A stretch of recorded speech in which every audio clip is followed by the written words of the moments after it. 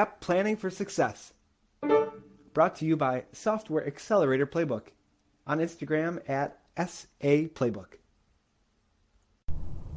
Hello and welcome to this podcast. Today we're talking all about the idea of getting app ideas stolen. I hear this from time to time where people are, they're nervous about their idea being taken by somebody. And I just kind of want to illuminate, what would be required in order for that to happen and kind of, what to watch out for. So ultimately, the idea of an app idea becoming a profitable business, it's a long road to get from one to the other. Okay, so the idea, I want to say, is maybe 3% of the whole thing.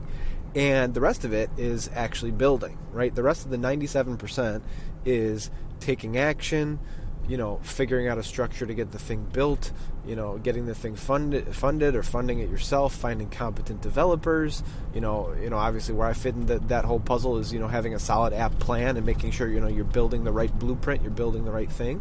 And once you get past that technical part, you still have, some issues moving forward in terms of, how do you actually get people into the app? How do you get your app, making money and not just sitting there, on the shelf, just waiting to be downloaded? And so this kind of issue is one that a lot of people don't think about from the beginning. They just think, if I actually build my app, well then, then I'll be rich. Then I'll have a lot of people in my app, and then I'll be good to go. And that's not the truth. What happens is, if you build it, nobody's necessarily going to use it. Nobody's necessarily going to be able to find it. And just because it's there doesn't mean that there will be people that are opening their wallets to use it. And so some of the time what happens is people actually build the wrong thing, and they only realize that they've built the wrong thing once they actually build it, spend the money, and then realize, oh my gosh, nobody wants it. How do we get people in? How do we tell people about this? How do we, do we have to pay for advertising? Do we have to start a podcast? Do we have to whatever it is? But sometimes, because, what they aimed for in the app development isn't a big enough problem that, where there's a lot of people that want that problem solved, then they're really stuck trying to, convince people to use it. But, ultimately people don't necessarily need another app to download. And so it's very, very easy then to just say, that's kind of a cool idea, but I don't really need that. Right? And so then it's kind of a push to try to figure out, how do I get people into my app? How do I get people using it? Then you're putting money towards marketing, right? You're putting money towards, making noise around your app, talking about it, getting other people to talk about it, figuring out some sort of system to be able to, allow other people to get access to the app, whether that's, some kind of code, that allows, one person who's already in to share it with their friends, kind of like what Clubhouse did, or even, if there's some kind of, money stuff going on with your app, maybe some sort of affiliate deal that gets people to really spread the word. But the idea here is that, when you've got an idea, it's just so far away from a thriving, profitable business that what it requires is, a lot of hard work and a lot of consistent effort, a lot of focused effort on that thing, right? So there's a lot of different things kind of pulling you different ways in your life, right? You've got your dreams and your ambitions, and, your app idea kind of fits in there. But then there's also real life, right? There's real life things that pull you away from that, or that make it harder for you to focus on that.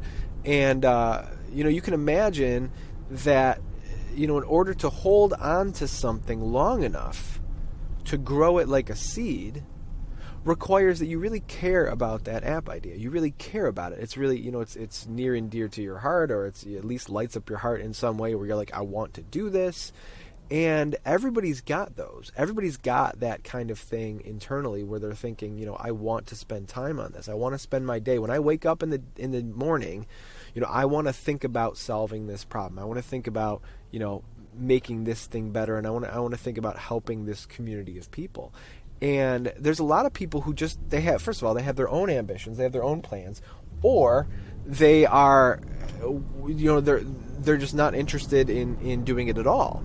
So, who can steal your app idea? Well, your first thought is, a developer could steal your app idea. Well, yes and no. I mean, keep in mind, a developer, their business is coding. Their business is taking ideas and turning them into software, right? They don't necessarily have business strategy as a skill set, right? They don't necessarily have marketing as a skill set. Just because they're good at coding and because they can code something does not mean that they can launch an app and have it be successful in terms of building, a marketing support team and that whole thing.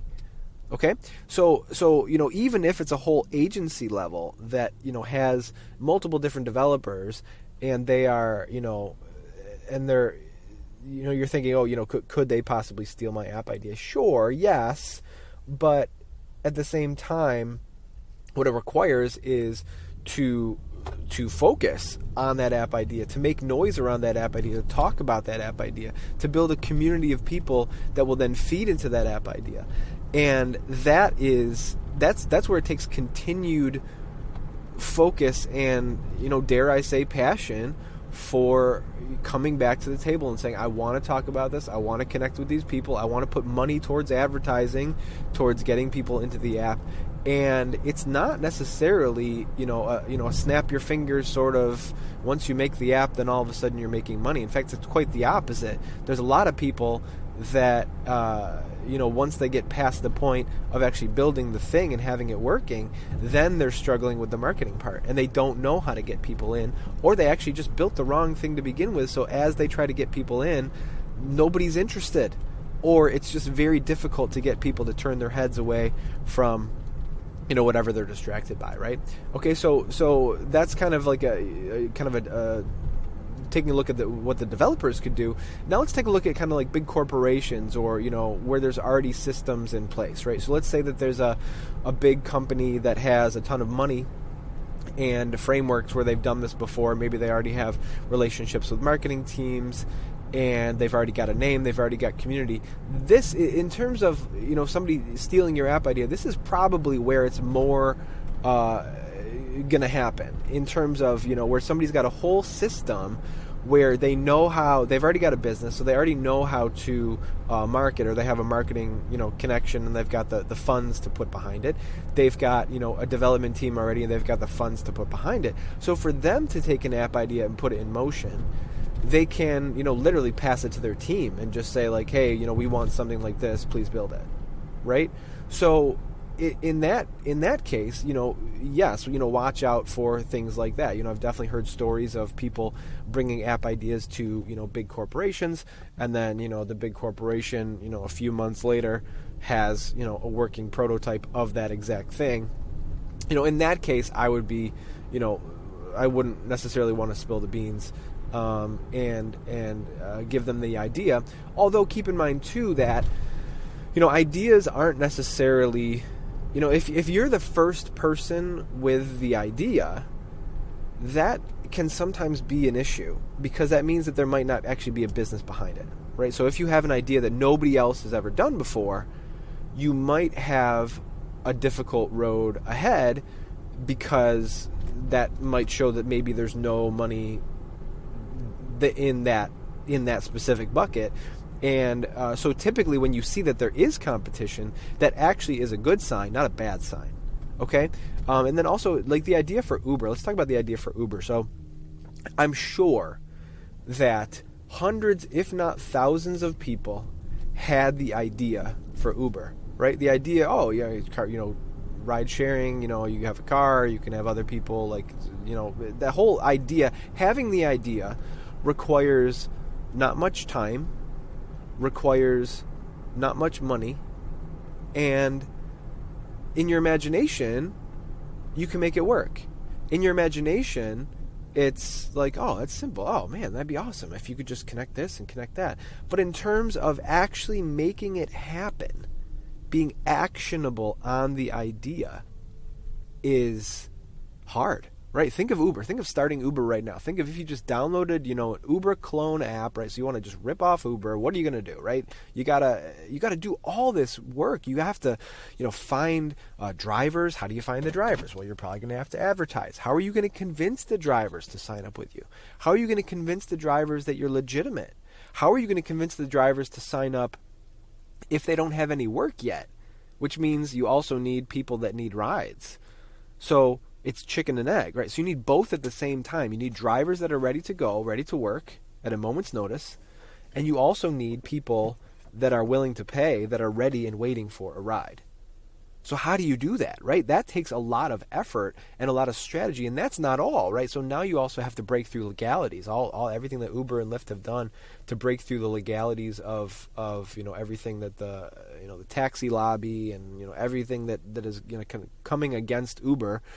They've had to fight through multiple different I think lawsuits and certain directives by certain cities that either want to make it illegal for Uber to operate or whatever else. They've had to launch, these, against people that are trying to take the company down. They've had to stand up and protect themselves. So it's not even just the technical aspect of getting the app working.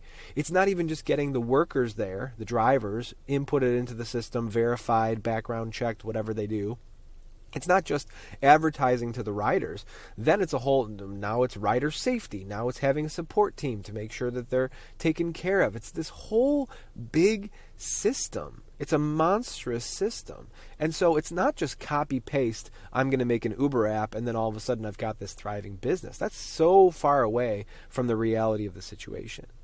What it takes to launch Uber is, yes, a fully technical, awesome working app. Sure, that's part of it. That's a piece of it. But that might not even be the majority of it. That might even be, 10 or 20% of it.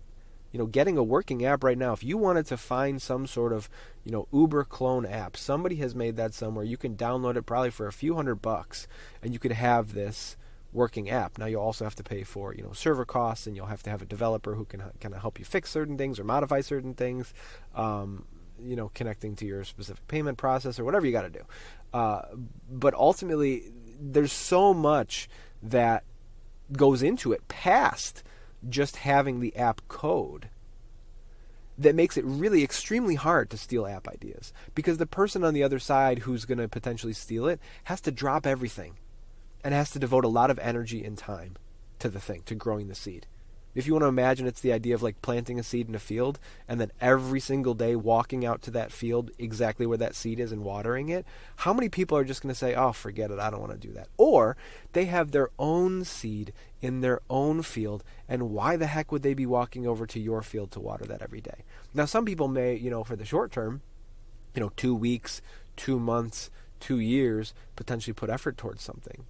But to have a thriving system, it's really going to be years and years of time. It's going to be years of putting effort towards something, effort towards the same idea, building it, refining it, making it better, and then the whole marketing piece, finding people, putting money towards finding new people, putting money towards explaining what you do and explaining how you do it and explaining how you can help. And that whole system, that whole engine is really, really hard. It's like a train getting out of a station, right? It's a ton of energy at first, and there's barely any movement.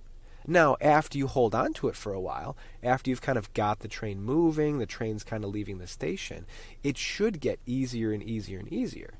Theoretically, that's what happens, right? If you're making more money, if you don't have to define your systems again, you don't have to build your website again, you don't have to make your logo again, you don't have to find your developer again, you don't have to find your marketing team again, you don't have to create your documentation again. All these pieces, once you create them, they start becoming assets that you don't need to kind of recreate every single day.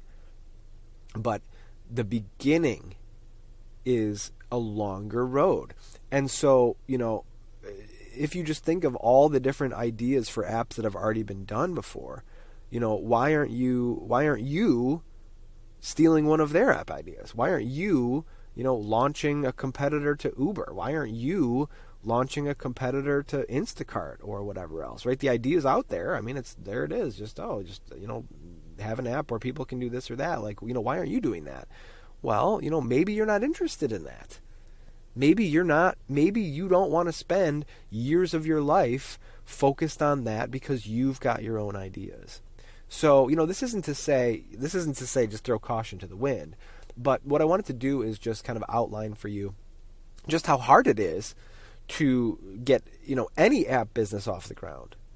So, thinking that somebody else is going to come along and, with a press of a button, just, magically be able to just copy your idea, make it a functioning system, make it a functioning business, hire enough people to get there, hire enough marketing professionals to get the thing, get people into the system, keep it profitable. So not even just launch it profitable, but then actually keep it profitable year after year. That is a really, really difficult puzzle. And there's a lot of pieces that go into it. It's not just the code. So if you've got an app idea, consider that as 3% of the 100% needed to make it happen, right? So you need that. That's the seed. That's the initial, start to it. But that does not mean that you're going to have a successful, profitable business. There's a lot of other things. There's a lot of other pieces at play there that come into the picture. Now, the next thing this leads me to is the idea that you want to make sure that you're building the right thing. And if you don't consider the marketing from the beginning, if you don't consider narrowing your focus enough that your marketing dollars will go as far as they possibly can and be as efficient as possible with your money, then you're really going to have a hard time getting up the hill. So the idea is that if you're trying to market to two different types of people, let's say that with your app, you're serving two different types of people, that means you need to have double the marketing dollars, because you need to run a campaign for one type of person, and then you need to run a campaign for another type of person. So if you're trying to do in your app, if you're trying to build this whole system, which is basically a lot of different businesses kind of duct taped together, you're going to have a really long, hard road in getting that going, because you're trying to do so many different things at the same time. So a big piece of app blueprinting, a big piece of system design, is making sure you're actually building the right thing. If you need help with this, hit me up on Instagram at S.A.Playbook. Love to talk. See you tomorrow.